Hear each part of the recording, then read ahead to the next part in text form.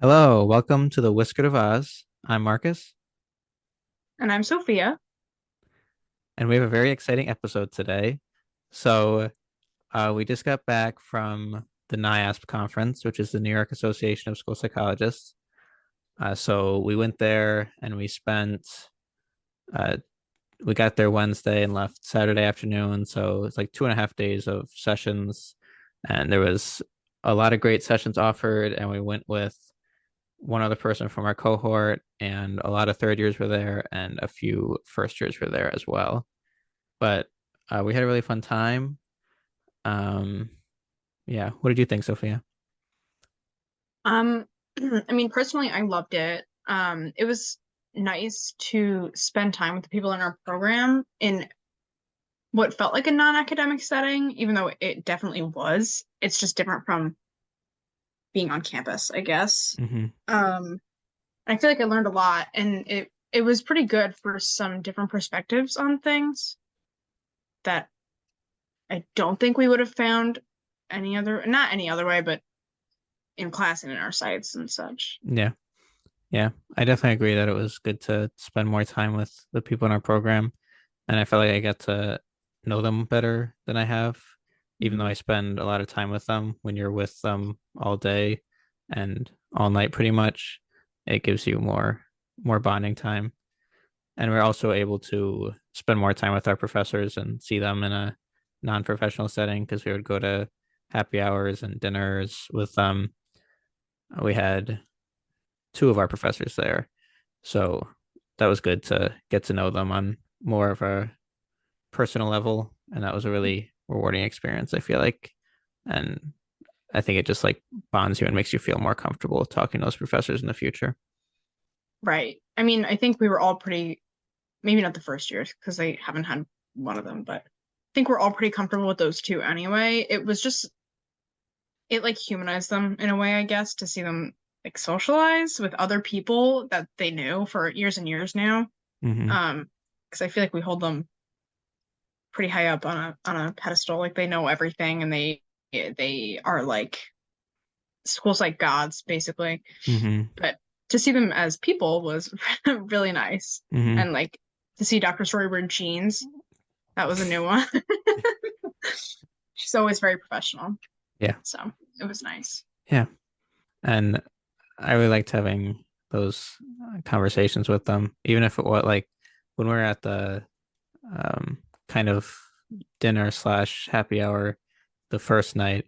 I got to talk to Dr. Garudo quite a bit, and Mhm.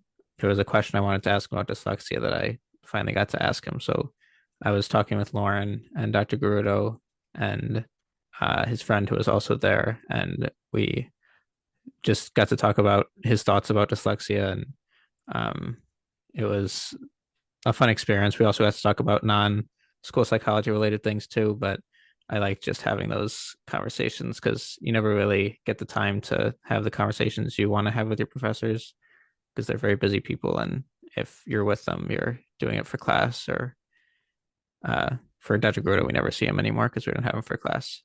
So it's just good to get to see them and good to get to know everyone on a deeper level. Yeah. I mean, that was the first time that at least I had seen Dr. Grudo since our summer class, Hmm. um, which I loved. Hmm. So, it was great, and I do wish he was teaching us in the future. But Yeah. it was just, I was so happy that like they chose to come along with us to like social things after the Yeah. conference had ended for the day. I didn't expect that at all, but they were both super open to just like hanging out, which was nice. It was Hmm. really nice. Yeah. It was nerve-wracking to invite them that first night.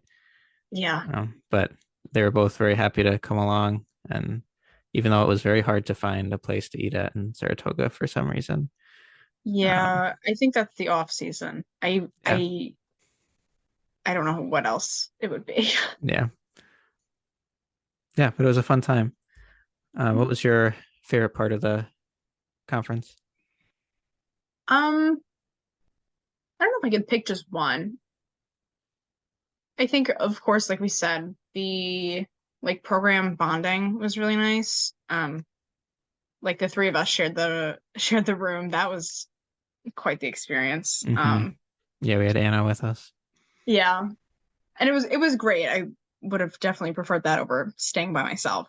Hmm. Um, and then I also liked that there was quite a bit of networking going on, and it was like pretty informal, um, for the most part.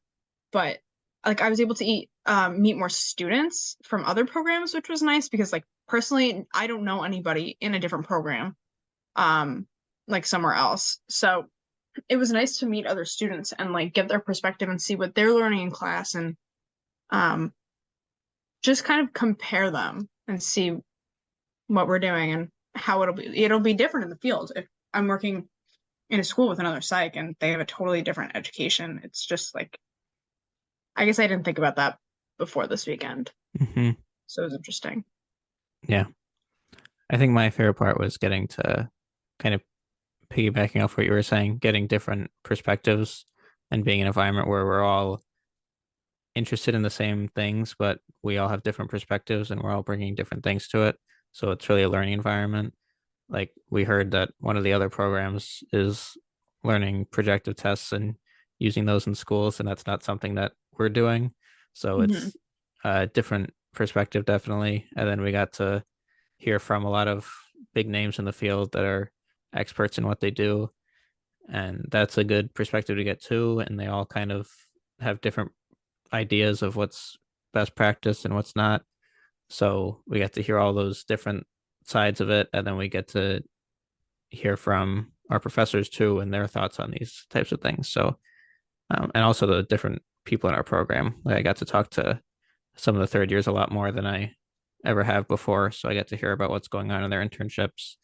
And it's just Hmm. a great environment to grow professionally.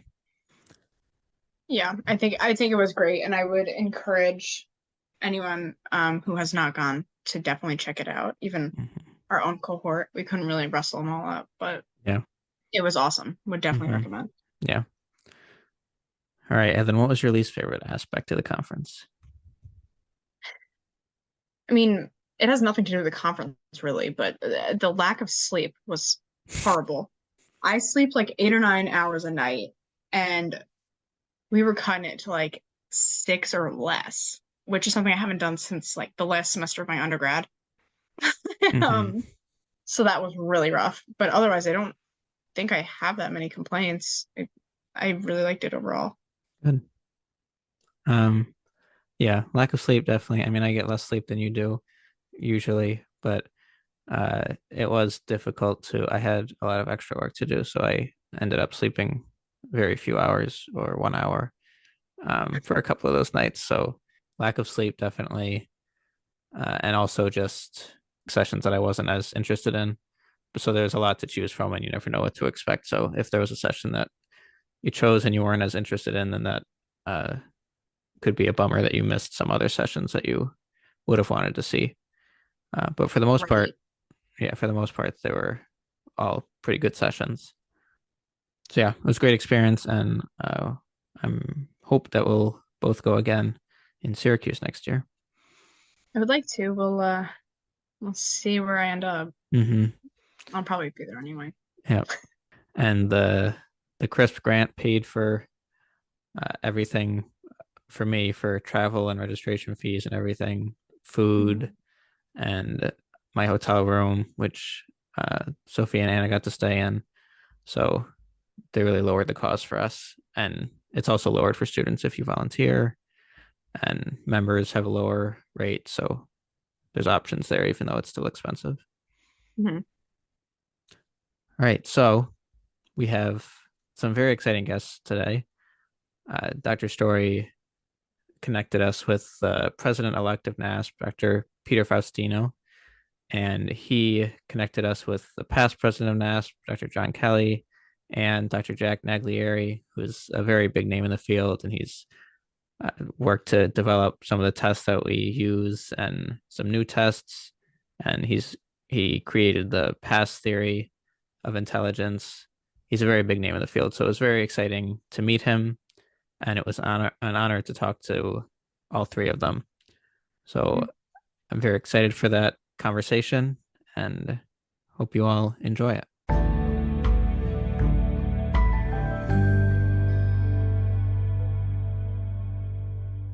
So we have some great guests on the podcast today, and we're very excited to talk with them and have a good conversation with them. So just to start off, for our listeners who don't know anything about you, I just want each of you to go around and introduce yourselves. I think everyone knows Peter Faustino, but we'll still allow him to introduce himself. But I'll start. My name is John Kelly. I'm a school psychologist for 38 years now. I am officially retired from the school district. However, I'm still actively involved in the New York Association of School Psychologists, in the National Association of School Psychologists. And we'll talk more about my passions, but clearly one of my passions is mental and behavioral health services within the schools. You know, anybody who's been in the field for a while knows he's nicknamed the famous Dr. John Kelly, and Jack is the legendary Dr. Naglieri. I don't have, an adjective that goes with my name, so. You don't need one. You're just Peter. Everyone knows Peter. That's right. But I'm Dr. Peter Faustino. I'm a proud and passionate practitioner of school psychology. I've worked in the schools, middle school, high school primarily for probably about 25 years now. And then I had the good fortune of getting involved in NIASP, the state association, and then NASP many years ago to the point where I was voted to be the president-elect currently. And then next year I'll serve my term as NASP president. Congratulations. Thank you. I'm Jack Naglieri. I started working as a school psychologist in 1975. So that makes me almost 50 years of doing this stuff. I worked for a few years as a school psychologist, got my PhD at University of Georgia, worked then as a professor in Arizona and Northern Arizona, then 18 years at Ohio State. The Ohio State, excuse me. And then 10 years at George Mason in Northern Virginia. And I retired out of there in 2010. And since retirement, I've published a whole bunch of new tests. You've been a little time on your hands. Yeah. And now, I'm here with these great guys. It was impressive when I was at your presentation earlier. It was like all these tests you were mentioning. You were like, I wrote items for that, and I wrote items for that test. I was like, wow. Yeah. Very impressive. I was at the right place at the right time. Jack is very humble sometimes, but yes, Jack has been with some of the luminaries. He clearly was involved with many of the prominent assessment designers, and then became a prominent assessment author himself. So you're a little too humble there, Jack. But you're absolutely right. He has been with some very big names. Yeah. Mm-hmm. And one of the unique things I think about school psychology, I'm not sure for every profession, is that you can get really enamored with a name or a person who's done something really great, and then you meet them and they're really like down to earth and approachable and accessible, and it's just one of the things I love about you, Jack, but then also I think the field of school psychology.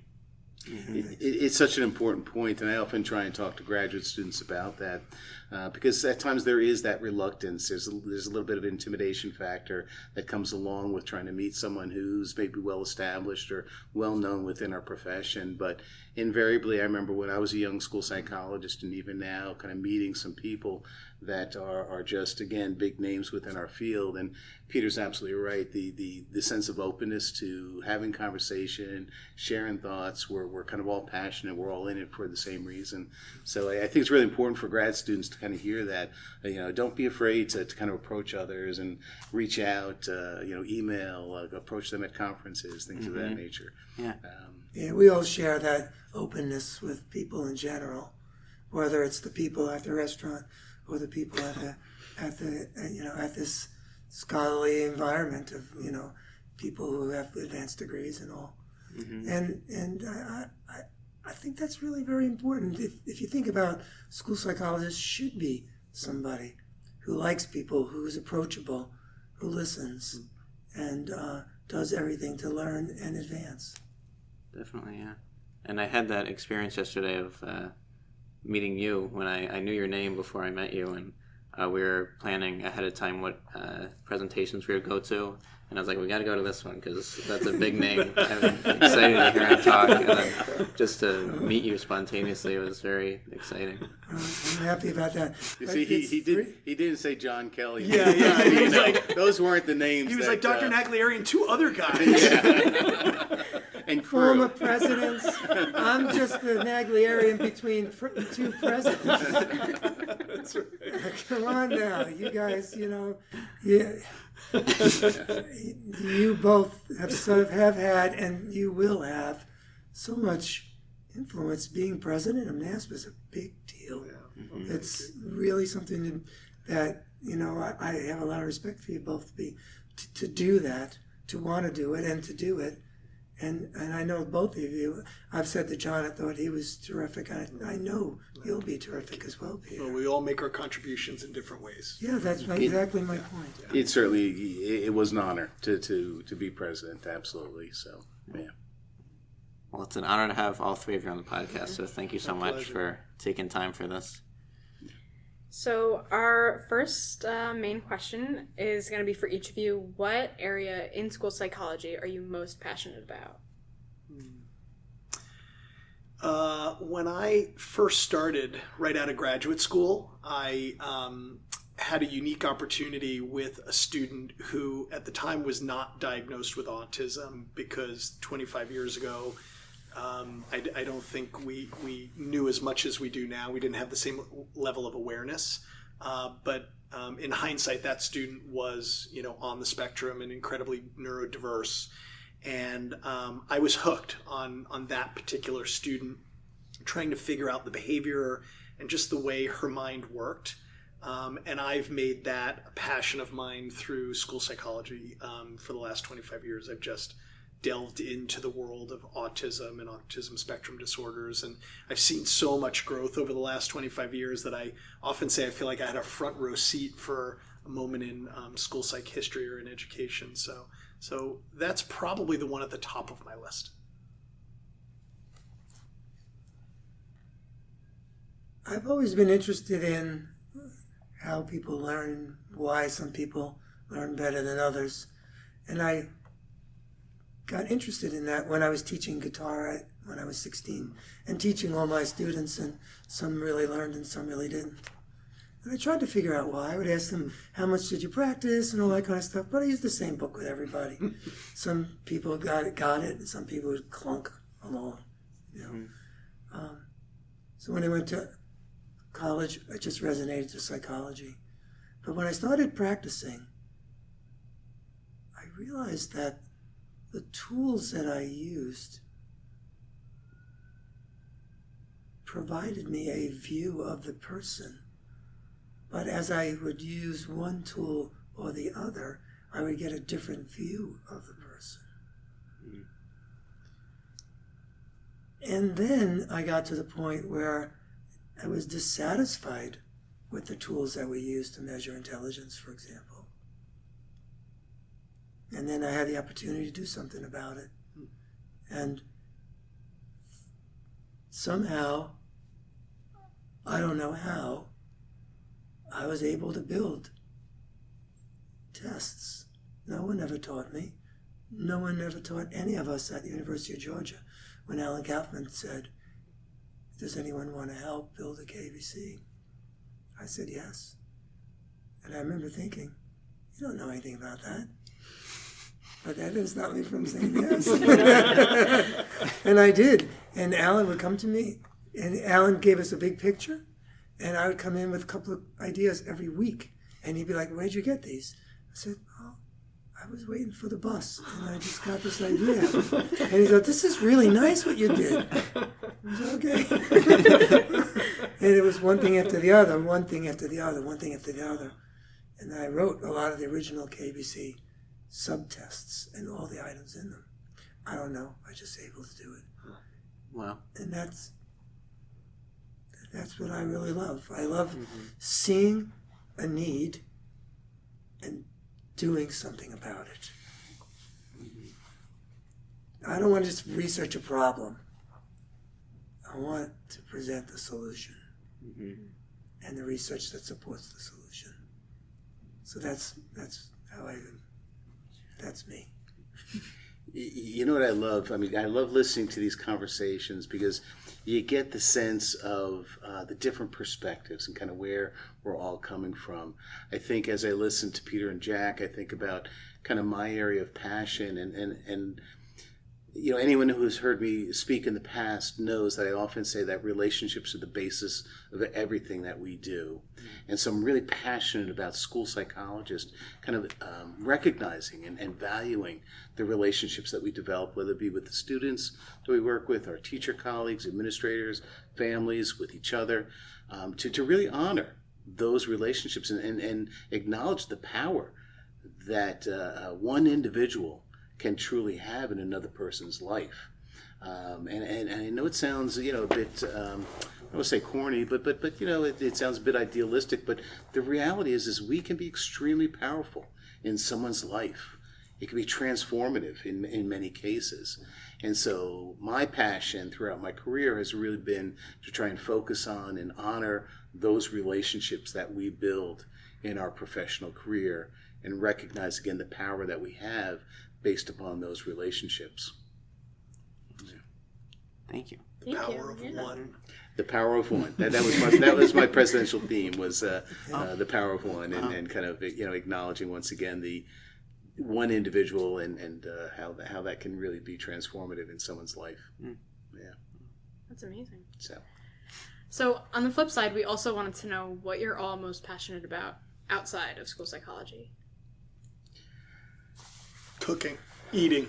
Pizza making. Pizza making. When am I going to taste your pizza? Whenever you come up and, you know, give me a little bit of warning because I got to make the dough. It's not like I keep it, you know, in the fridge waiting for you to show up. But, he does have a pizza oven out in his yard, and we've affectionately named that area the Pizza. So that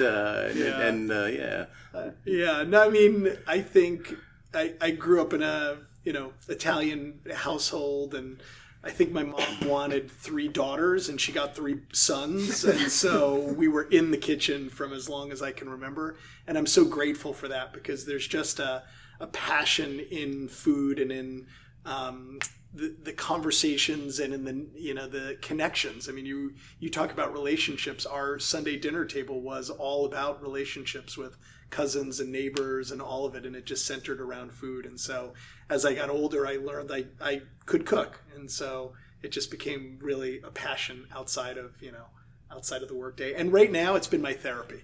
It's like if I come home and I get to chop something, fry something, sizzle something, you know, the fresh herbs, all of it, it just really kind of relaxes me. It's satisfying to be able to Yeah. make something really good. And you can cook too, Jack. I know. I've had your eggplant parmesan. thin cut eggplant parmesan. Yeah. Exactly. Yeah, as I think about it, kind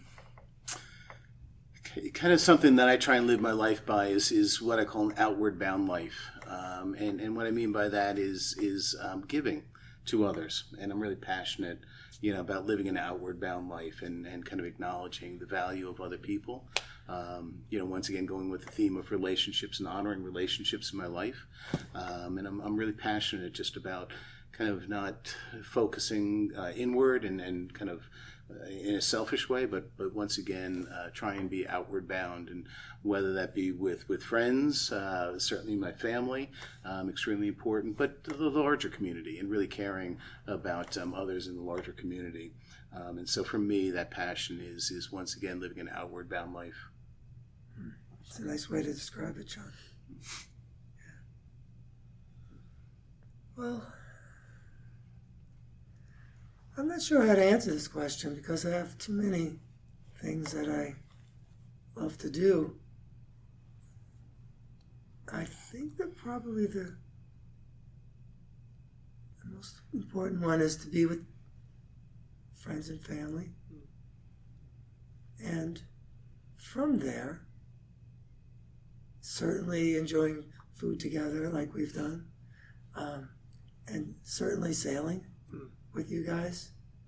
And Kathleen and I, my wife, we sail at Chesapeake Bay all the time. And I would say playing my guitar. Yeah. Still, think about it. I started playing when I was 8. That's a lot of years of playing an instrument. And still music is in my head. It's funny, I guess a couple of months ago, I woke up one morning hearing a song that was on the radio and figuring out what the chords were. What chords went with that song. And then I got up and went upstairs and got my guitar, and damn, they were the right chords. But I never played the song before. That's like being proficient in another language. I mean, you really are fluent. Yeah. So I think those things. But I think that Kathleen would say it has to be your work as a psychologist, because I don't have to do this anymore. I mean, I could walk away from this, and I think it would be a great loss from my experiences with people that I love. And I can still do it. So why should I stop? And, like, I think the free book is a good example. Like, people say, why are you giving... I was talking to Milt about it. I said, I have this short little mini book. Milt was like, you want me to sell it for you? I said, no, I want to give it away. And he was really nice. He said, so I'll put it on my website and people could download it. I said, that'd be great. I appreciate that. I feel as long as I can still do stuff like this. And I'm like the guy who can't say no. When someone calls me and said, will you do another test? I said yes. Or a podcast, or a podcast, or whatever else. I mean, I know some of my colleagues who, when they retired, they just walked away. And to me, that tells you about the motivation of the person. I do all this stuff because I love making an impact and making a change in a student's life. Like the Deviant kid that we talked about today, and others that people tell me about. People... last week when I was at the Gifted Conference, we were speaking on the new test that I created with my 2 amazing co-authors. And a person comes up, I don't know her, she comes up and she says, I want to thank you. And I'm like, what'd I do? She said, I was able to find 8 more kids because of you. That's why I do it. So I have a passion about that. And so I have a lot of passions. You're Italian. Yeah, I'm Italian. I heard Italians are passionate. And, 10 years are our 10-year anniversary, so next year, this coming year, 24. I like that answer, though. I mean, we were all trying to think of something we do outside, but the truth is the lines are very blurred in our lives. We volunteer our time. We create things to give away. It's we're probably not very good at marketing ourselves, but I think we are passionate in and out of the work. It's all together. That's a good answer. Yeah, because if you think about it, we're so passionate about it when we're in the summer, under the sun, on a boat, anchored at a beautiful place. We're thinking, we're talking about stuff. And it winds up with, and we wind up presenting on it like we did today. Yes, we are that boring trio that talks about school psychology, even out on the boat. On a beautiful sunny day. That's right. As our wives are tanning on the bow. We do geek out. It's great to get paid for what you love to do, though. It's your life's work. It's awesome. Yeah, very true. It's everyone's hope. Or not get paid.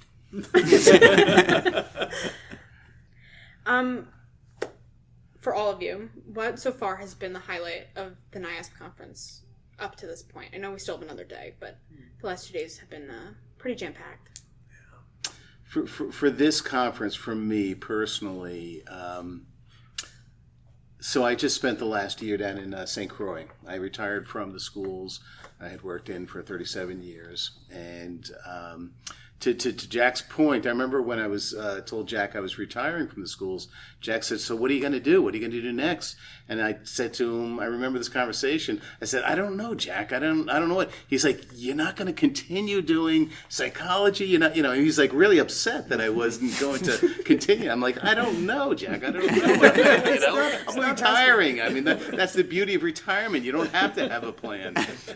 But anyway, long story short, I retired from the schools in June, and I get a phone call from the Virgin Islands Department of Education, and they asked me to come down and if I'd be interested in coming down and helping them develop some programs for the Virgin Islands.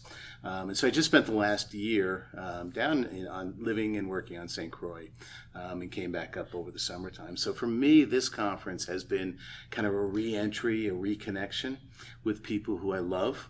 Genuinely love and care about. And it's just been, obviously, as we're, truly starting to come out of the pandemic and people coming together and feeling comfortable being together.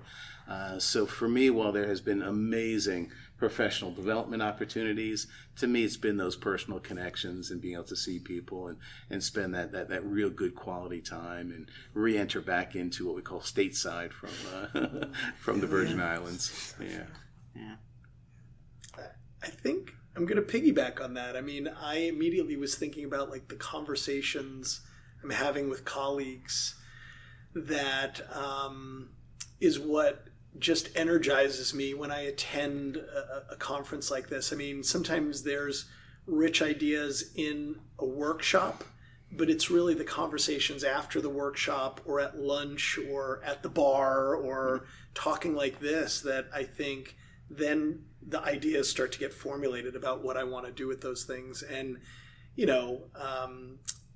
we all practiced, the three of us, well before COVID.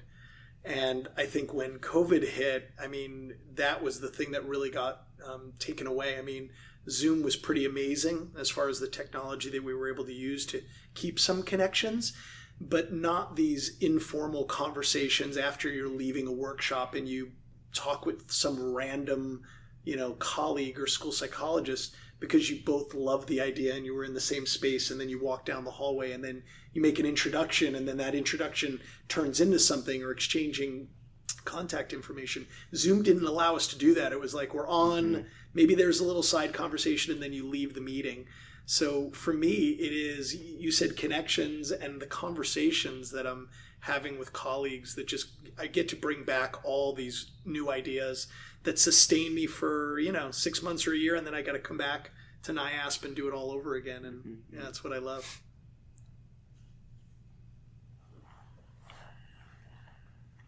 Well, I'm going to be self-centered and say I think the best part was what you guys did today and what we did together. And I think that it's so much more powerful to have a problem addressed across dimensions, and that's what we do, the three of us. And I think that's why it was so impactful in our session today, because we're really not just saying here's a problem and here's a possible.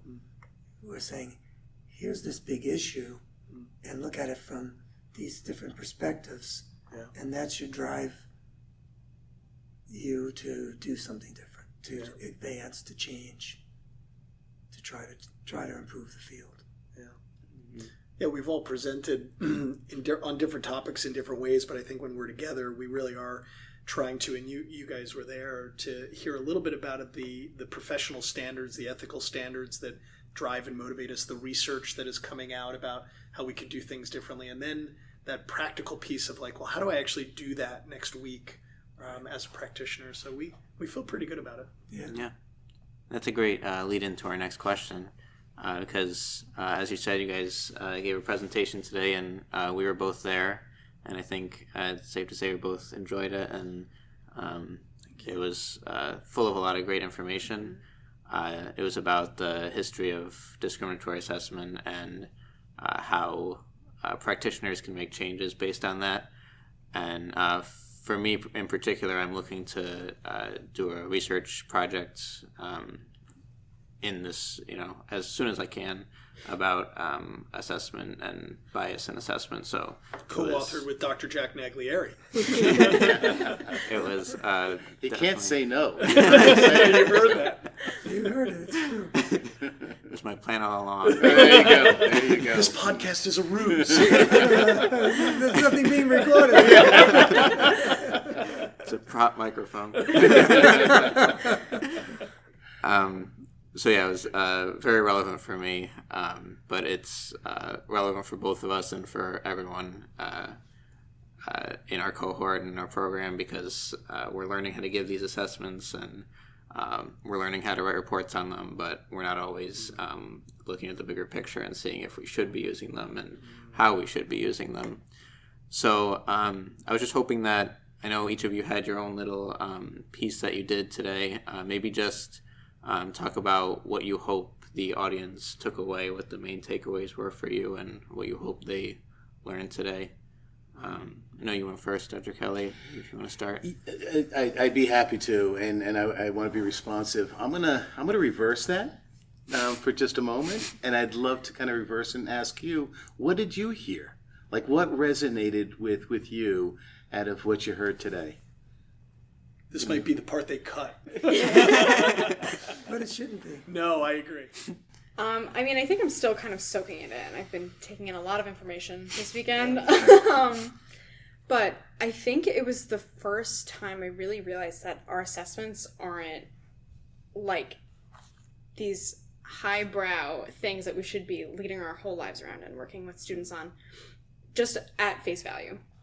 Because that's really why I started my interest in school psych. I really liked the idea of assessment, and to hear that they kind of weren't perfect, which is something I knew. We had talked about the KABC being probably our most culturally competent assessment that we learn.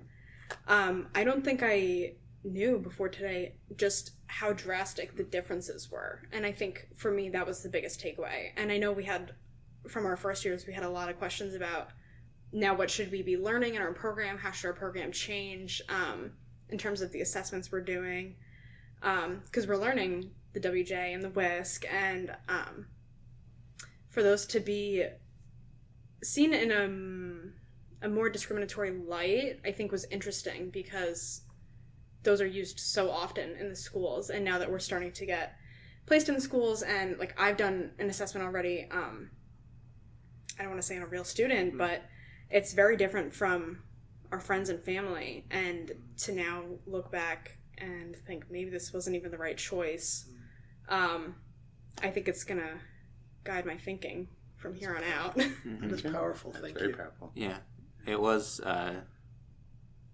of a shock to see the table that you had up on your slide, and there's all the tests we learned, Wisc, Woodcock Johnson, and see the differences between white and black students, or Hispanic students and non-Hispanic students, and see how big those differences can be. And you have to take from that the assessment must be unfair in some way. And yeah, it just makes you think about what we're learning in our program, and if it's the right stuff, if it's the right test that we're learning. And it's, as I I asked this question in the presentation today, we get a lot of different information from a lot of different people, and when you get so many different perspectives and a lot of them don't agree with each other, it can feel kind of scary and overwhelming, especially because I think part of the point that you were making, Dr. Kelly, in the beginning, is that we have such a big responsibility to be ethical in the assessments that we're giving, and you also made the point that the decisions that we make will make a difference in these individuals' lives.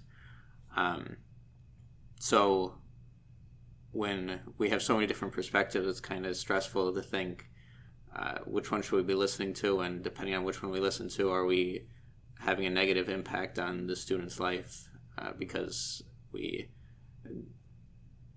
discriminatory in some way, or any other host of issues that we're learning about.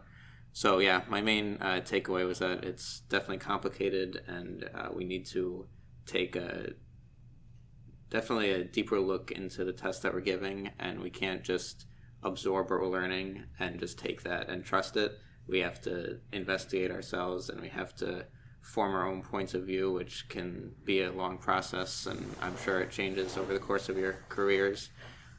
But yeah, it's definitely something that I'm worried about when I give tests, and it's something that I think about a lot, and it's just hard to know what the solutions are, really.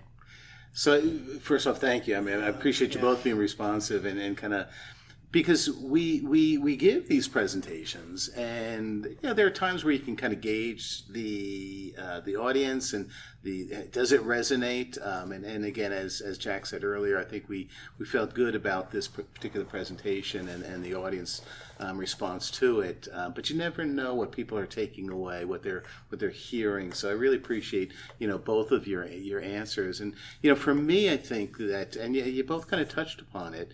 I talked before about school psychologists honoring the relationships that we develop with others and being the basis of everything that we do. But with that does come a responsibility. With that, there is great power, and power needs to be respected in many ways. And so I think that part of what I was really trying to relay to the audience was that sense of responsibility, the professional practice responsibility that we have. That's kind of guided by our standards that have been established for the field of school psychology, and yes, the ethical standards that we have, just in terms of acknowledging. You said a moment ago that it worries you, or you get worried, or maybe a little anxious about it. And what I would say to you and to others is, I don't want you to be anxious about it. I don't want you to worry about it. I want you to think about it. And I think Peter said it in part response. I don't know if it was to your question or another question, but we want you to be good consumers. You're going to hear, graduate students are going to hear, practitioners are going to hear differences of opinion and different perspectives. And while I know it's tough as a graduate student to kind of question our mentors and our professors, and we are not trying to create a revolution within the training programs, but Speak for yourself. All right. Well, Jack is definitely trying to create a revolution. No, but in all honesty, yes, we do want people to question.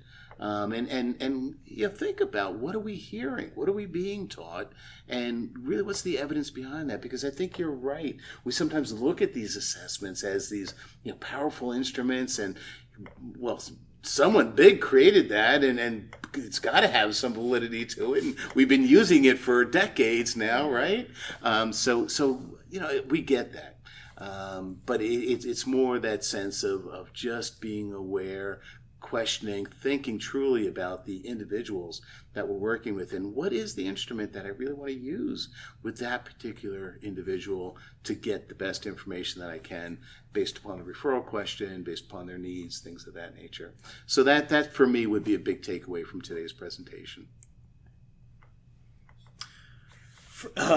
First, Sophia and Marcus, thank you for your answers, because I think that was the biggest compliment we could have taken away from our presentation. I mean, what you responded with is the purpose for us presenting.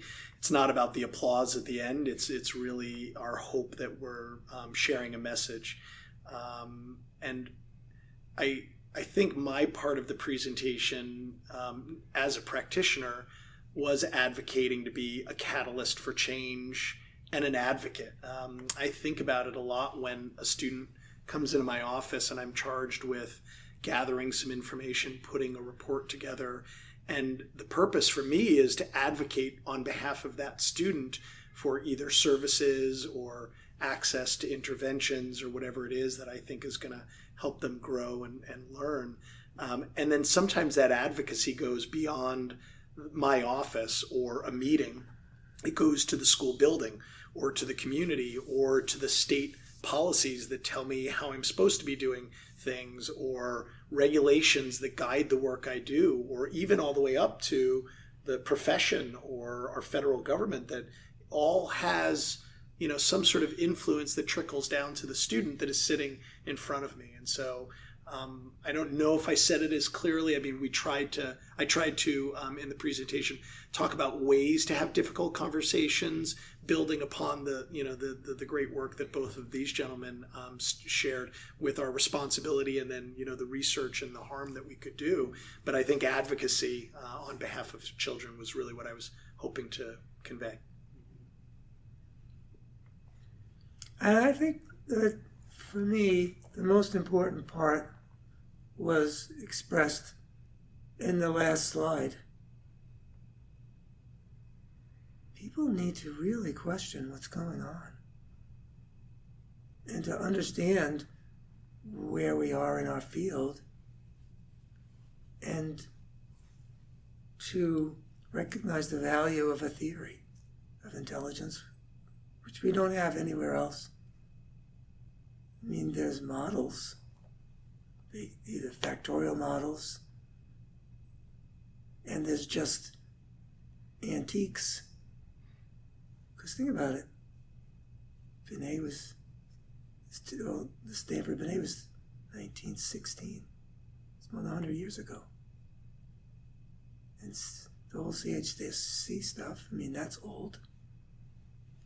Well, nothing based on a theory. And I think I really want people to appreciate that when you have a theory, it changes everything.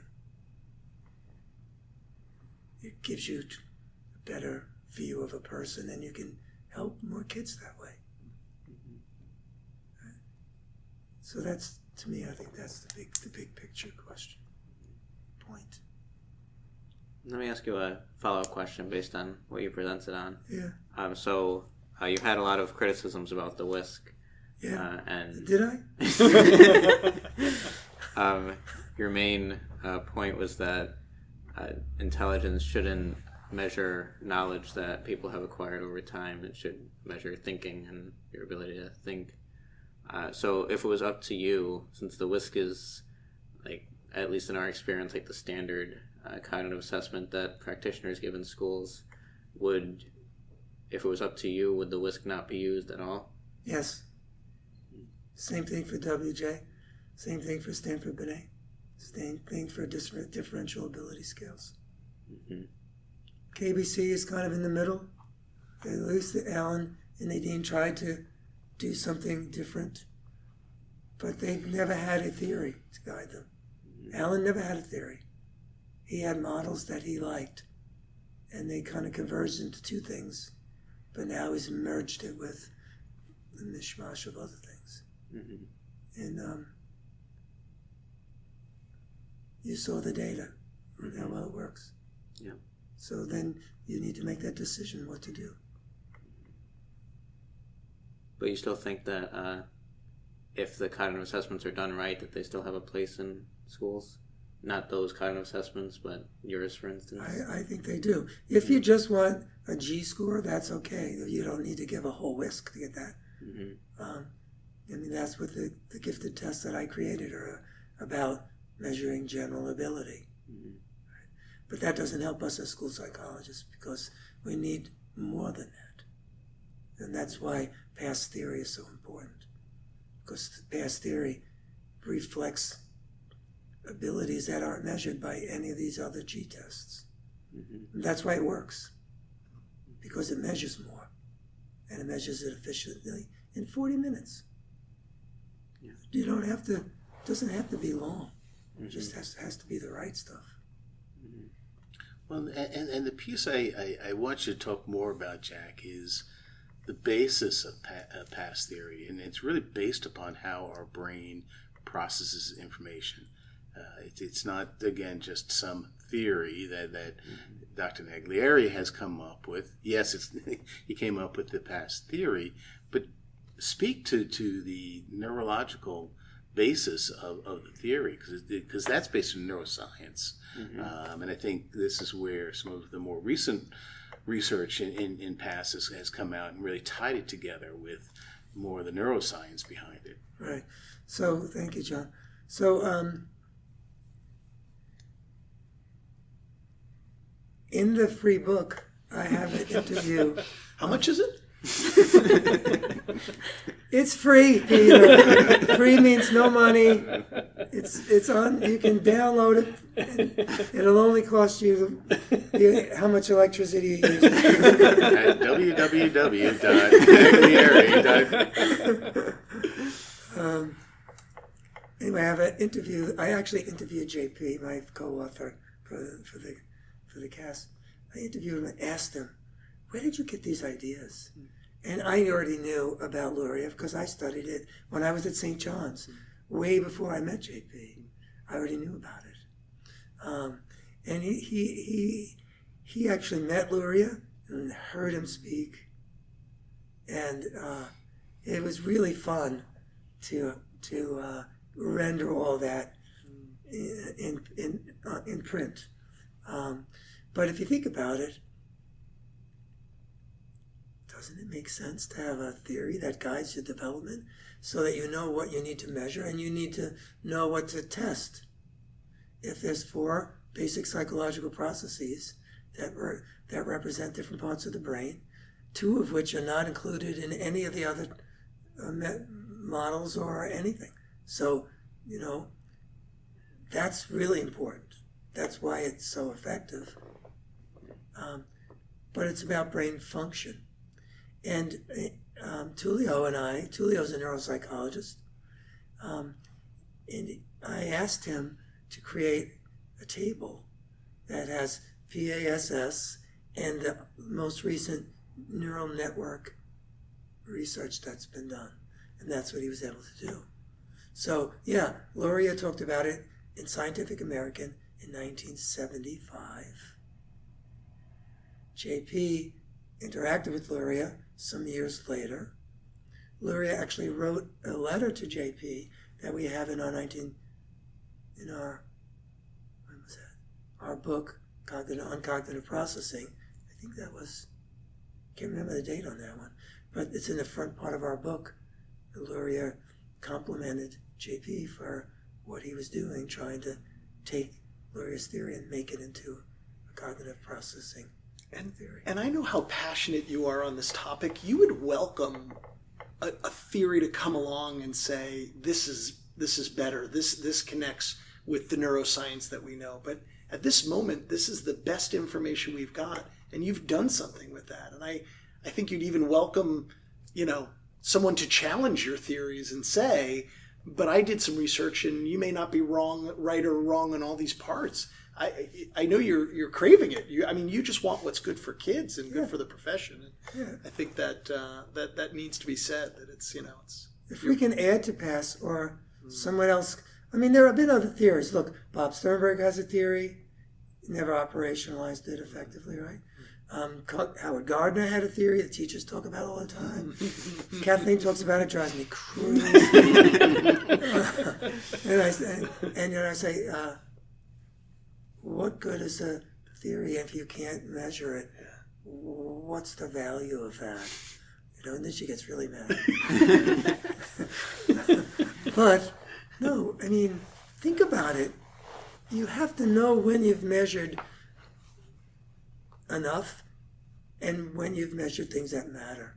And unfortunately, what we've experienced in our field is so many people trying to come up with ways to interpret things that we've had for 100 damn years.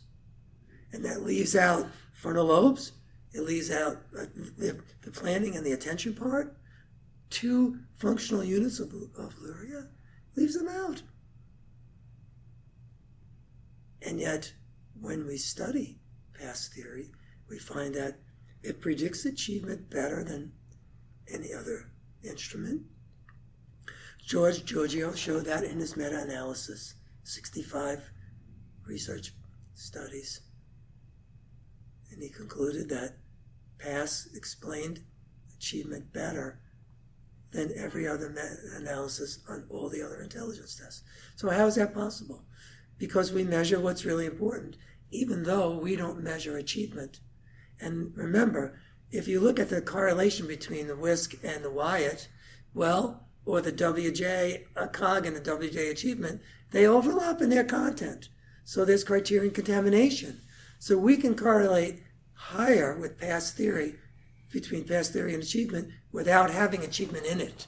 That's the real power of these 4 processes. Just think about that. WISC has vocabulary. And then you have a reading test. How do you get vocabulary from reading? Are you surprised that the WISC verbal correlates with reading? It shouldn't be. This is really this criterion contamination. We don't have that on the cast. Past theory is about thinking, and it's damn powerful. And it's up to date, and we have a ton of research that supports it. The problem is, it's a big step. It requires people to be willing to rethink. I've been doing the WISC since I personally started doing the WISC in the early 70s. And it's still around, and it really hasn't changed much. And I know Pearson trying to make it really different and sexy and add all kinds of scales and all kinds of stuff. But there's no guardrails. It's just, let's just keep adding things, right? CHC is the same thing. Just how many things can you search for?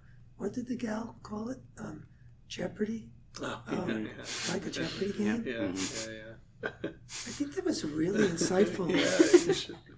I always say it's kind of like going on a fishing expedition. You just keep, following your hypotheses until you get somewhere. But your hypotheses are all speculation. I've done a lot of court testimony. I don't want to be basing it on, well, so-and-so say that you can interpret these subtests and according to this way, and that's why I made my decision. The person has a learning disability. I'm not doing that.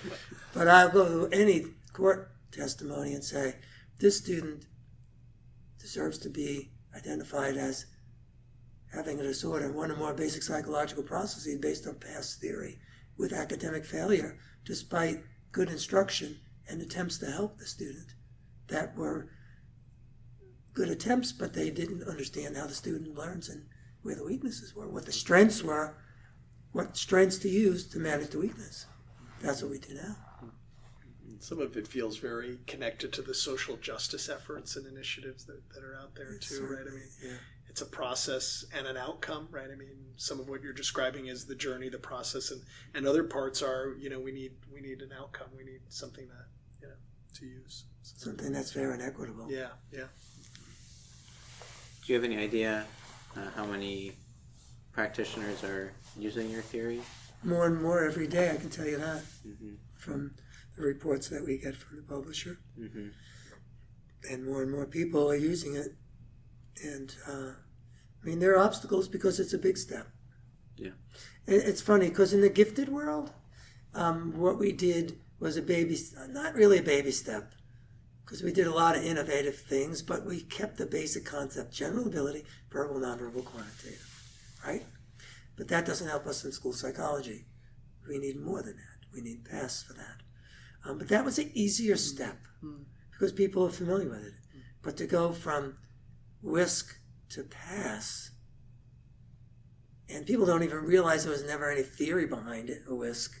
People don't really understand where Wexler stole his ideas or got his ideas, however you wanted to language it. People just don't know. Well, it's interesting, just in response to your question of how many people might be using past theory or the CAS2 or anything, kind of a different way to think about it. We actually had this conversation after our presentation today, where I asked Jack. I said, Peter and I are relatively new to presenting with Jack on this topic, but Jack has been talking about this, as he demonstrated, for literally 30, 40 years now at this point in time. And I asked him, has it changed? Has the audience reaction changed over time? Like, is there a qualitative difference in the reaction? And I think that that's really important to take a look at, because even in the relatively short period of time that we've been presenting together on this topic, there is a change. There's, I think when we first started talking about it, there was kind of this questioning. Oh yeah, it's that. Yeah, oh yeah, maybe we should be asking this question and kind of thinking about it, but not that real sense of, maybe I'm not doing this right. And now that's the reaction we're getting. Is people are, as you saw and experienced, people are sitting in these sessions and saying, wow, maybe I gotta be doing this different. And that is a real shift over time. That's the shift, again, that, as I said before, we're just asking you to be good consumers, to be, kind of questioning and being aware of those issues.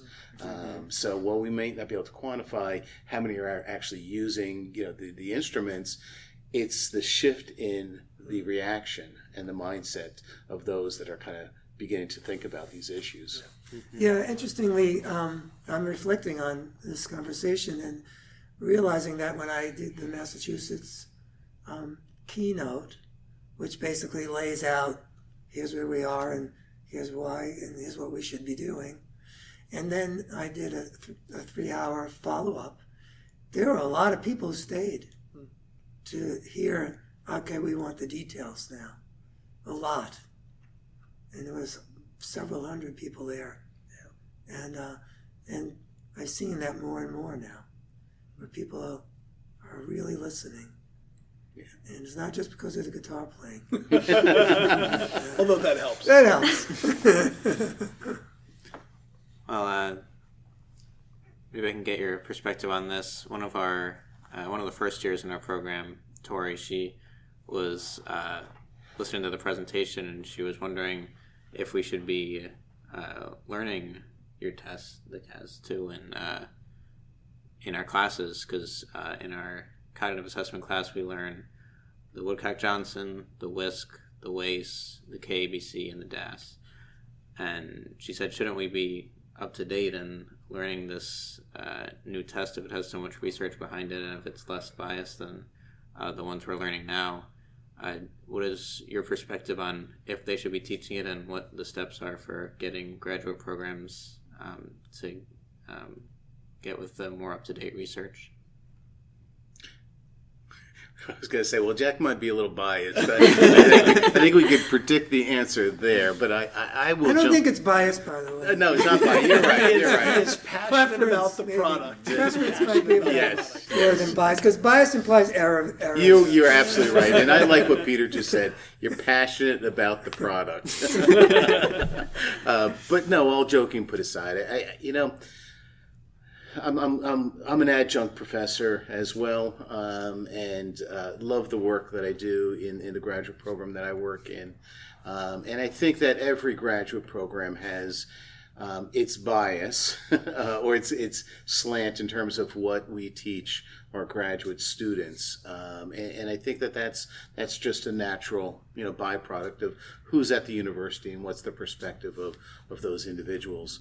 But I do believe that we as graduate educators do have a responsibility to expose our students to a full breadth of all of the options that are out there. Now, there are a myriad of tests that can be administered, but this is a unique test. The past theory is not something that is universally thought of or taught within graduate programs.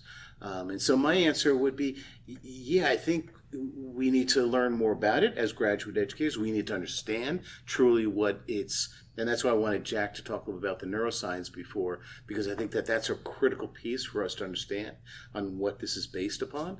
And then, yes, share that with our graduate students and have you at least be exposed to it. You want to have choices when you're out there as practitioners. You want to have those choices, and know, as I had said, you have that professional responsibility to choose instruments that are truly reflective of the kids that we're working with. Yeah. You made me think of something. I recently heard someone say that institutions don't change very quickly, which is what defines them as institutions, that if they just responded to every fad and trend, they probably wouldn't be around for very long. And so there's something inherent about our institutions that we have to give them some space and protection from every new idea that comes along. But I think this has been so well established now, maybe at this moment, that it's no longer just, a fad or something new. So it probably is time to incorporate this into our institutions.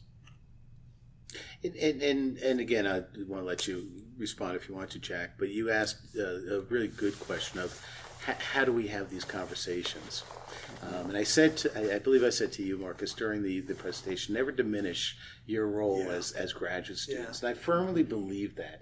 I think sometimes grad students look at themselves, I'm just a grad student, and kind of put themselves in this position, not a powerless position, but certainly kind of in a hierarchical type of situation. And again, I'm all about the respect, and that's important within the programs.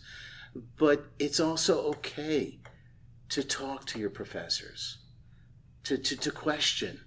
I say to my grad students all the time, I don't want you to have John Kelly style. I don't want you just to always accept what I say. If you think something different, challenge me on it. And it makes me a better educator, quite honestly.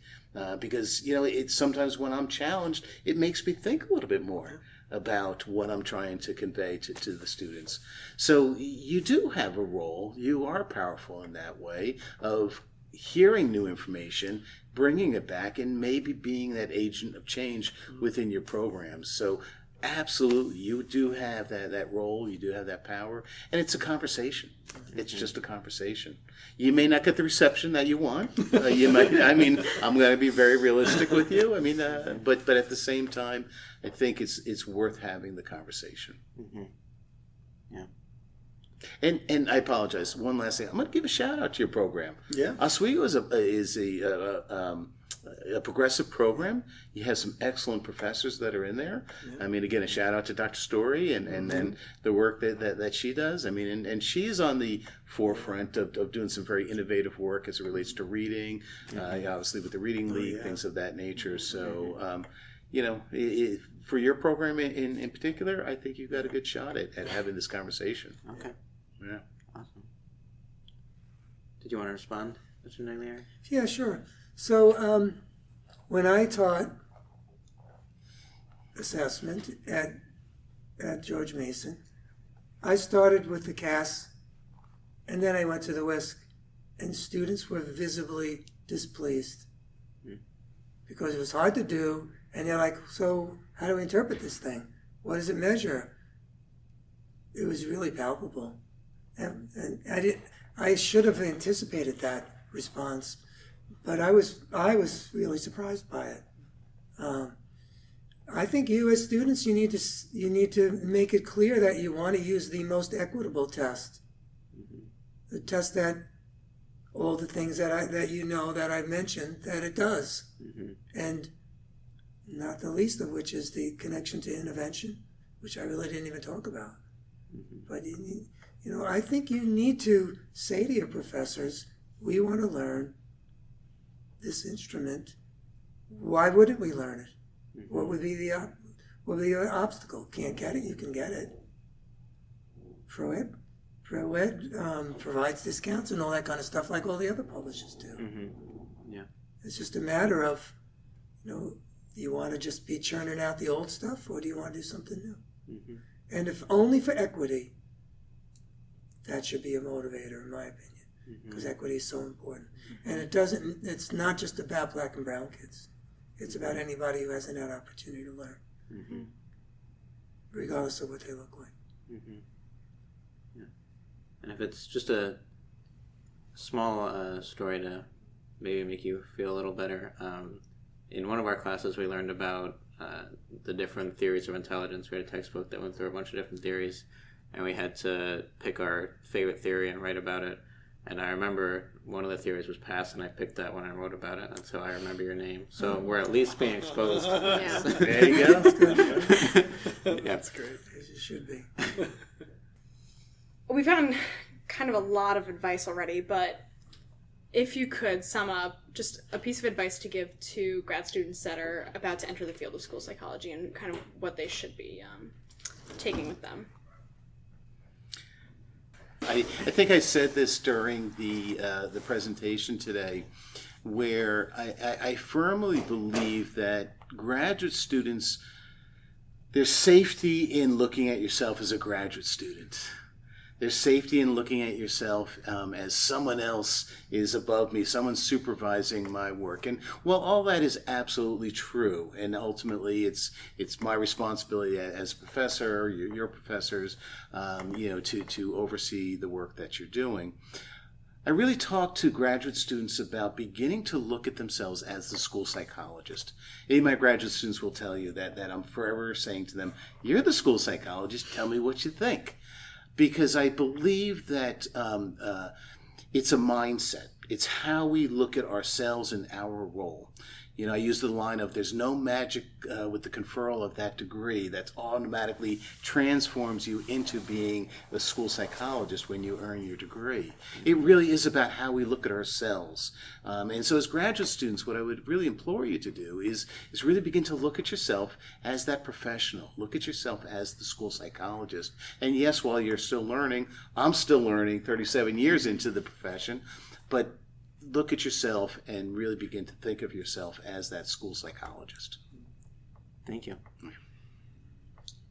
I think for me, it would be to join your state and national associations, professional associations like NASP or NIASP, and stay involved with them as long as you can. I mean, I hear all the reasons that sometimes people give that it's a challenge. Sometimes it's financial. Sometimes it's just time related. Other times I think some of our field doesn't see themselves in our state and national associations. If we were to talk about diversity and inclusion and belonging and things like that. But I still think it's critically important that they get involved and then change the professions, change the professional associations, I should say, and have that influence from the inside out. I think a lot that graduate schools could not cover all of the things I needed to learn to be a successful school psychologist. And the places that I've been exposed to most of the new and innovative and equitable ideas are at either conferences or through my state and national association. It's been incredibly rewarding for me, and so that would be my advice for graduate students, is stay involved in your associations. Thank you so much.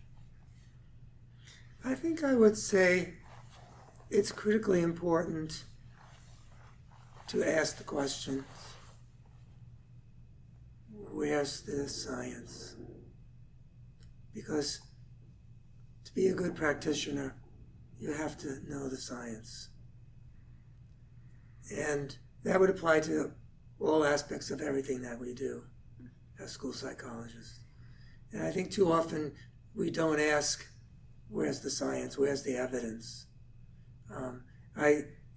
Even in the presentations that I did, I want someone to say, okay, you just told us X, Y, and Z. Do you have any research to support that? I got that question today, and I said, thank you for asking that, because we don't ask that question typically, and we should ask it all the time to everyone, and we don't. And that's why we're willing to accept what somebody writes in a book and use it to decide how to change the course of a student's life because somebody wrote it in a book or put it in a online scoring reporting or whatever. You have to ask the question, is there empirical support for what it is you're asking me to do? And if there's not, don't do it. It's as simple as that. Mm-hmm. Because you're going to impact a person's life. Yeah. And I don't think you should do it based upon, no matter who it is, what they write in a book. And if they cite something, read the citation yourself. Because lots of times when I read the citation, I'm like, this doesn't even go with that conclusion. Or this was a study with, 5 kids or whatever. think about that. Like, for example, the whole thing about autism and the Thimerosal and the vaccines. The vaccine, right? Wakefield, right? Mm-hmm. You go back and read that paper. It's a terrible paper. And whoever reviewed that paper, those people should be fired as reviewers, because they should have never let that paper see the day of light. And it hurt kids badly. Yeah. Kids who didn't get vaccinated, and some of them actually died, right? Yeah. Think about that. Really bad science, and people don't look at the science. That's what you need to do. In other words, be a scientist, science practitioner, right? That's an old term. That's what I learned many years ago. But I think it still applies, and it maybe applies even more now, because you have options. Mm-hmm. Ask the questions. It's not a hostile question. And if you get a hostile response, then don't do what they said.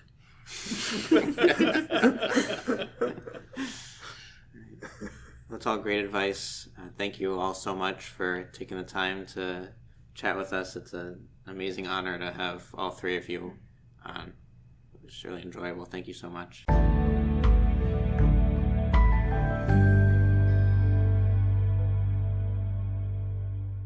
All right. Well, that was a great conversation that we had. I was so happy to talk to all three of them. And I think it was nerve-wracking at first and definitely anxiety-inducing to talk to three people who are very important in the field. But as they discussed, they're much more approachable. And hopefully that's with a lot of important people in this field. They're more approachable than I would have expected.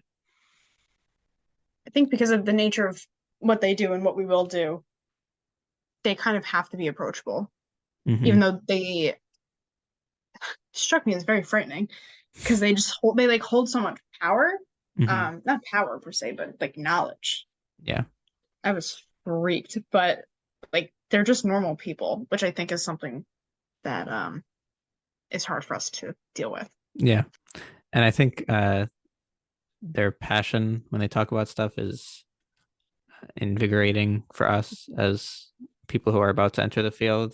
Kind of sparks the passion in us as well, because we hear them being so passionate about stuff, and it gives us kind of a reason to get through the stress of grad school and keep going, and knowing that we're doing important work and that there's inspiring people out there who are also doing this work, and gives us some role models to look up to. But yeah, I really appreciate them coming to talk to us, and we learned a lot from them. Yeah, I think it was definitely valuable, and I don't know, I'm still kind of shocked that we had the chance to do that. It just turned into a bigger thing than it was supposed to be very fast. I think Dr. Story mentioned something on Tuesday or Wednesday about getting Dr. Faustino on, and then by the end of the day, Friday, we had all three of them. Yep. Or end of the day, Thursday. So awesome, but it was quick. Yeah, it's awesome. All right, so for our DEI segment this week, we're going to talk about the sessions that had DEI focuses that we went to for the conference. So we won't go too in depth with them, but just a general idea of what we learned there and what kind of sessions they offered, because they offered a lot more than I was expecting. And I thought they were all really great, and I learned a good amount from them. So I was really happy with the offering. So the first one I went to was called Understanding and Supporting Sexual and Gender Diverse Students. And this was done by Dr. Todd Savage. And this was a great one to start it off. He went over a lot of the big terms at first. That was the first thing he did, just going over the basic vocabulary to kind of get us all on the same level. And that part, to me, like, I knew a lot of that, and I think maybe it's kind of a generational gap, but a lot of people our age like kind of know all those terms. But he kind of discussed that, how there's kind of different terms based on which generation you grew up in, because you kind of learn the terms as you're learning these concepts, so then you stick with those. So it's just good to get us all on the same level by clarifying what the appropriate terms are right now and what we should be using when we're talking about these topics so that we're not being offensive unknowingly. So it was great to get that grounding, but that was all information that I pretty much knew already. But he gave a lot of good statistics and good facts about gender diverse students in particular. He talked about how a lot of trans students realize that they're trans before they leave elementary school. That was one of the things that he said was one of the most important things that we should take from the presentation. He gave a statistic that 80% of transgender youth knew that they were different before leaving elementary school, knew that there was something different about them from their peers. So that was really important. Then he also talked about the concerns that we should consider when we're dealing with these students or working with these students. He talked about how 82% of gender diverse and transgender students have considered suicide and 40% have attempted suicide. So suicidal ideation and suicide attempts are more prevalent in this community than it is among the general population. So that's something that we have to keep an eye out when we're working with these students. And then he talked about kind of what the issues are in school and what might be leading to these kinds of issues. And one of the things he mentioned is that adults in the building creates this kind of climate that leads to a lack of acceptance for gender diverse students. He said that adults in general, don't respond to remarks against gender diverse students from their peers. They kind of aren't disciplining the students as they should. And he said that 72% of gender diverse students have heard negative gender expression remarks from adults. So that's huge, and that's a big problem in schools. So it's something that we as professionals have to keep an eye on, and we have to know that the people that we're working with, our colleagues, might have biases that are contributing to unsafe or negative environments for gender diverse youth. So that's something that is really important. And he just talked about some strategies to use in schools. He talked about the power of language, using more inclusive language. He talked about how you shouldn't be categorizing students within lessons, like you shouldn't be using humans as categorizations, because that can lead to racism and all kinds of bias against different groups. And then he talked about assessments with gender diverse students. And he said that you should be using norms that coincide with the student's gender identity. And that's what the research has pointed to as the best practice. So then there were some questions about how to broach these topics and these difficult conversations in schools. And especially the question that I think about a lot of, if parents are not accepting of the student's gender identity or gender expression or what pronouns they use, how should the school deal with that? And there wasn't really a clear answer. It kind of depends on your school district, but in general, you should be reaffirming the student's identity, and you, in most cases, probably should not be outing the student to the parents. So that's kind of the general idea, but it will vary depending on the situation. So that was just a general idea of that, but that was a great session that I had the fortune to attend. And then another one was from Dr. Naglieri, who we heard from today, and it was about equitable ways to identify all gifted students. So he talked a lot about what he talked about in our conversation about how the cognitive assessments that we tend to use in schools are biased against some groups of students. So especially his focus in this talk was about gifted students. And there's tests that he says are more fair for gifted students to identify gifted students. And he says that a huge percentage and a very large number of Black and brown students are not identified as gifted when they should be identified as gifted. And he thinks that a big part of this is that intelligence tests that we use are measuring acquired knowledge when they're estimating intelligence. when he thinks that it should be a measure of thinking, and that the amount of knowledge acquired should not factor into your intelligence. Because if you're looking at systemically our country, groups that are have been oppressed historically, they do not have as much access to opportunities as other students do, so they wouldn't have the opportunity to acquire as much knowledge, but that doesn't mean that they have a lower intelligence. So it's something that we should be thinking about when we're assessing for giftedness, and gifted, putting students in gifted programs, honors programs, or accelerated programs can really turn their lives around. He gave some examples of that, but it can challenge them more and get them to successfully move on to graduate high school and go to higher education when they may not have otherwise if they didn't have people who believe that they could succeed. And he also talked about his PASS theory, which stands for planning, attention, simultaneous, and successive. And those are his 4 dimensions that, as they talked about in the conversation, they believe is based in neuropsychology and the different functions of the different parts of the brain. And then he talked about diagnosing students with different disabilities and how you can diagnose twice exceptional students, he called them. So students with different educational disabilities that are also gifted. So yeah, that was a really interesting one. And it led very nicely into the historically discriminatory assessment practices that they talked about in our conversation. And Sophia, you went to a really interesting one too, right? Yeah, so the one that I went to, so I missed those first 2 because I was volunteering, but I was catching bits and pieces, and it sounds like from what you're saying, a lot of things that I had heard in other conversations as well, which is interesting because it felt like there wasn't a lot of overlap in things, but there are some common themes that I think were held through the whole weekend, which was kind of nice to see. Because I didn't expect, for some reason, such a focus on DEI, but I think it was really emphasized. I don't know if it's like this every year, but it was interesting, and I'm glad I got to hear everything that you went to. Mm-hmm.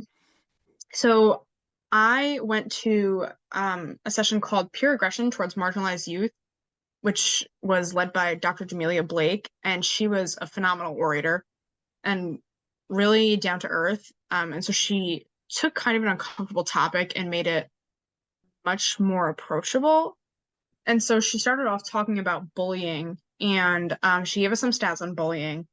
And I think we all know that bullying is kind of like a buzzword at this point. It started out and it was well intended, but I mean, even when we were in school, Marcus, I feel like at that point it had become something that students scoff at. Like it's almost like it's not real. Like even if they are genuinely being bullied, they don't see it that way. And they don't want to be labeled as the kid that's being bullied. And so Dr. Blake had talked about how Black and brown students specifically don't identify with the term bullying or being bullied or anything like that. And so when asked if they were being bullied, they said no. But then if they were asked if they were being discriminated against or harassed or things like that, they said yes. And so that was like my biggest takeaway from this, because depending on the language that we use with students, you have no idea how truthful their responses are. It's not that the students are trying to like lie or deceive people that are asking them out of good intent, what's going on, but it was just really interesting how much one word can change what we're seeing in students. So she also talked about polyvictimization, which touched on like intersectionality, and she spoke a little bit about Kimberly Crenshaw, who I love. And the first time I learned about intersectionality, it just like stuck right on the front of my brain, and I think about it like every day. And so she said that usually kids who are bullied are victims of polyvictimization. It's not always kids who just are experiencing discrimination based on race. It's race and religion or gender. It's a whole mix of things, which I think I knew, but it seemed like kind of new to a lot of people. There was a lot of notes being taken in this one, which was nice, because it was really foreign to me, some of the stuff she said. And then she also touched on social media, which again, kind of buzzwordy, and the effect that it has on mental health. And so she noted that like there's really not a lot of research that backs specifically that social media is causing a mental health crisis, but it's more so like what kids are exposed to, and that like what is it called? Keyboard warrior? I'm Keyboard not sure. confidence, something like that. Yeah. Like the anonymity that comes with social media and being able to say anything that you want behind a screen, but it's something that kids would never say face to face.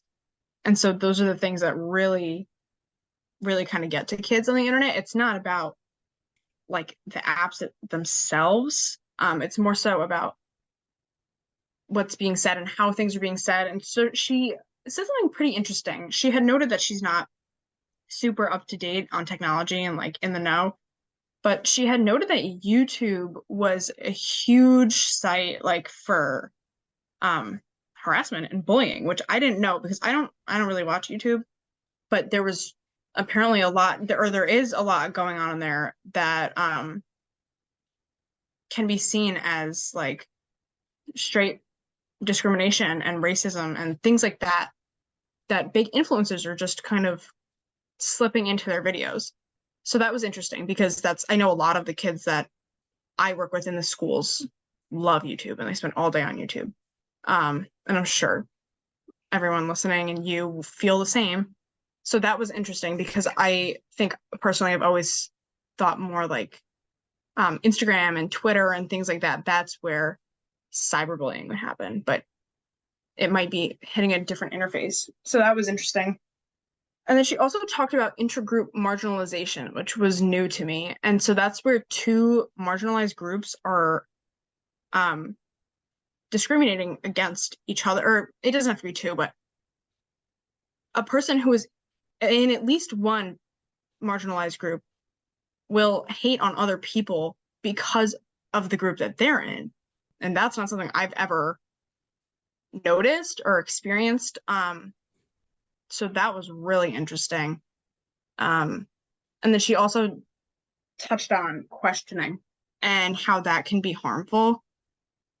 It's almost like weaponized incompetence where kids or even adults will go online and comment on people's videos, like say a TikTok or something, and they'll be like, oh, like, I don't know, they'll pick out something about the person, whether it's physically or personally, and be like, oh, like, not hating, but are you blah, blah, blah? Is this blah, blah, blah? Like, asking these questions that are made to make people feel uncomfortable and pulling this sort of like childish cloak over themselves, making it look less bad because it's a question and it's not a direct attack.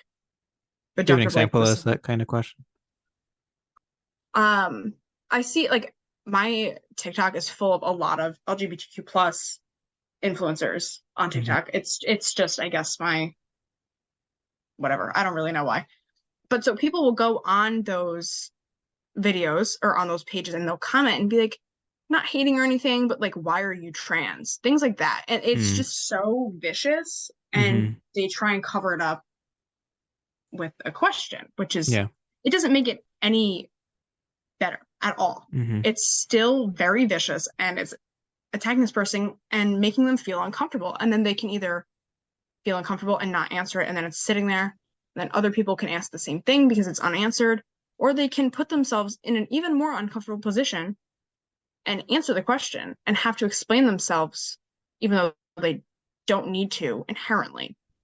So that was huge. That was something that I had never I had seen it probably a million times, but it was really interesting to have it framed that way.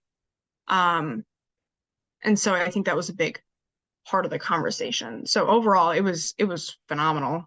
I thought she did a great job. Great. It's good to hear about that one. It's unfortunate that we can't go to all these different presentations because they're happening at the same time, but there was a lot that I definitely wanted to go to that one. There was a lot that I wanted to go to that I didn't. So mention the historically discriminatory assessments. Since we talked about that in the conversation, I don't think I want to cover that too much. But that was the three people that we talked to, and they went through why it's important for us to reflect on the assessment practices that we're using.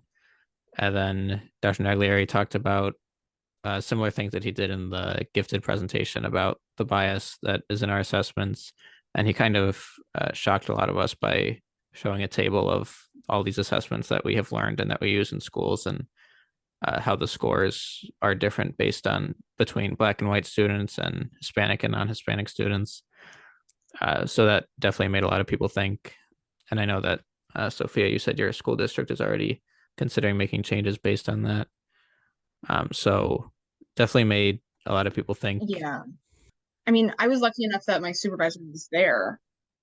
And I think that's the only reason that the conversation is being had in the district. I think if I was to bring it, that would probably not get anywhere. But you know, it takes a village for some of these things. So I got lucky. Some other districts, maybe not so much. Yeah. Especially if they're big districts that take a lot, their bureaucracies take a lot to get decisions made. So yeah, then Dr. Faustino talked about how to make changes as practitioners, and some good questions were brought up, and obviously it's not that easy to make changes in school districts. So one that we both went to that was a good one, it was by Dr. Stacy Williams. It was called Fostering an Inclusive Learning Environment, an honest conversation about diversity, equity, inclusion, and justice for school psychology practitioners. This one, I'll just speak to my experience, then you can speak to yours, Sophia, but this was less of a lecture as the other ones mostly were, and this was more of a conversation between the people who were there. So she went over a few of the basic terms at the beginning, but then she had us partner up with people that we didn't know, just like find a partner, find a different partner, and have some conversations. And they gave the questions that we were to answer, but have conversations about diversity, equity, inclusion, and justice, and how we've experienced those in the school system, and talking about some biases and some strategies that we can use to support diverse groups of students. And I really enjoyed this, and I enjoyed having those conversations, and I felt like I had a lot to say about it, and I had a lot to learn about it from other people. And I think it helps to have these conversations where you can feel heard and you can learn instead of just sitting and listening. That's nice sometimes to be able to talk that much. Yeah, I mean, I think it was good because she mentioned that it is an uncomfortable conversation to have with even people you know, and to have conversations about your own biases with strangers is really terrible. But it's important because we will have to have these conversations daily in the schools. And so what I think I liked most about this was that she had us face ear to ear, she called it. It was really just like shoulder to shoulder, and you faced opposite ways. So someone, she had asked why, asked the audience, like, why did I make you do this? And someone had answered it. And it's really to allow you to kind of focus on what you're saying instead of that uncomfortableness. It did take a lot of the pressure off. If I had to look at the person next to me and make eye contact, or try to make eye contact while we were talking about these things, I think it would have made everybody more standoffish. And so I thought that was a great way to go about it.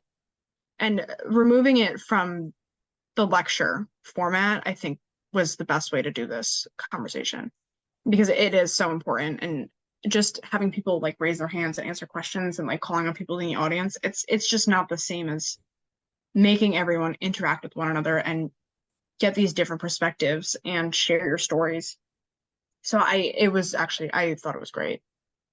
Yeah, it definitely stuck with me, the things that I heard and the things I was able to share.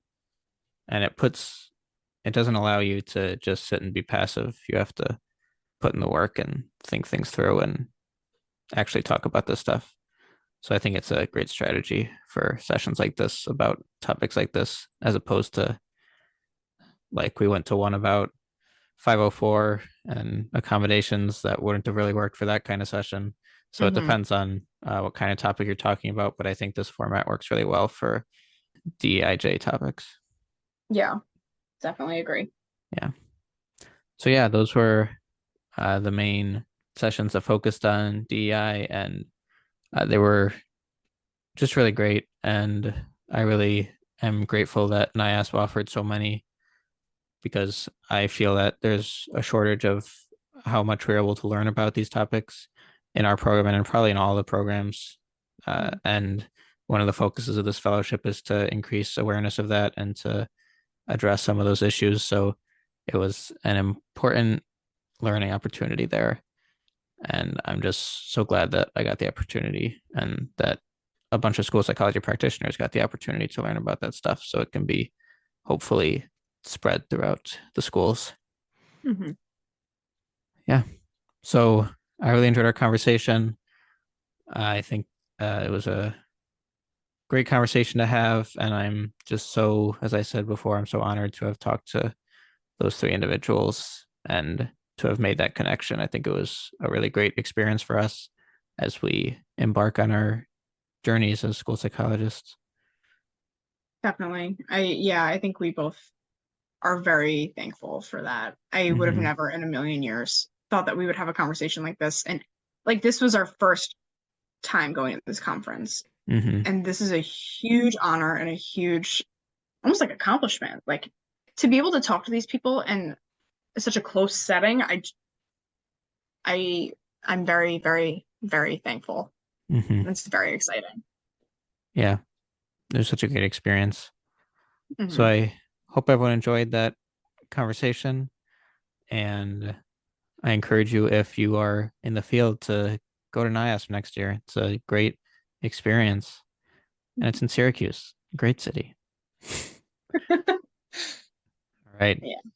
See you all next time. Bye. Thanks, everybody.